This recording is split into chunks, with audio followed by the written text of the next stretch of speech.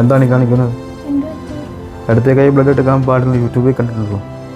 ഡോക്ടറോട് ചോദിക്കാം. Okay.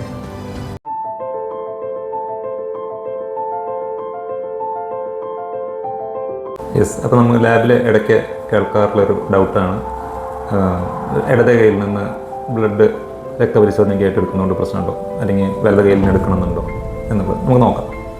CLSI, clinical and laboratory standards in institution, ഇതാണ് നമ്മുടെ ലോകം മുഴുവൻ അംഗീകരിക്കപ്പെട്ടിട്ടുള്ള ലബോറട്ടറി സ്റ്റാൻഡേർഡ്സിൻ്റെ ഗൈഡ് ലൈൻസ്. അപ്പോൾ ഈ CLSI ഗൈഡ് ലൈൻസിൽ നമുക്ക് എന്താ പറയുന്നത് നോക്കാം. ഒന്ന്, the most preferred site is antecubital vein, അതായത് രക്തമെടുക്കാൻ ഏറ്റവും അനുയോജ്യമായ സ്ഥലം, അതായത് രക്തപരിശോധനയ്ക്ക് രക്തമെടുക്കാൻ ഏറ്റവും അനുയോജ്യമായ സ്ഥലം നമ്മുടെ കൈമുട്ടിൻ്റെ അകത്തുള്ള സിരകളാണ്. പിന്നെ ചില സിറ്റുവേഷനിൽ നമ്മൾ ചില കൈ ഒഴിവാക്കേണ്ടി വരും. അത് ഇടതുനിന്നോ വലതുനിന്നോ പ്രത്യേകിച്ചല്ല, ചില സിറ്റുവേഷൻ, അതായത് ഒന്ന് ഒരു കൈ തളർന്നിരിക്കുന്ന ആളാണെങ്കിൽ അപ്പോൾ ആ തളർച്ചയുള്ള കൈ നമ്മൾ ഒഴിവാക്കണം. അത് ഇടതും ആവാം വലതും ആവാം.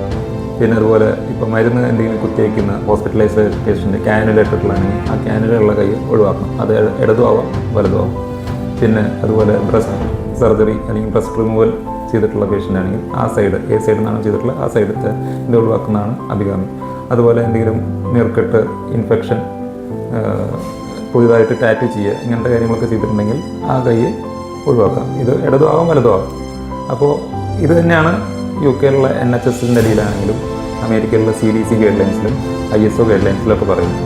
അപ്പോൾ ധൈര്യമായിട്ട് നമുക്ക് ഇടത് കഴിയുന്നു വലത് കഴിയുന്നു പ്രത്യേകതകളില്ലാതെ രക്തപരിശോധനയ്ക്കായിട്ട് സാമ്പിൾ എടുക്കും.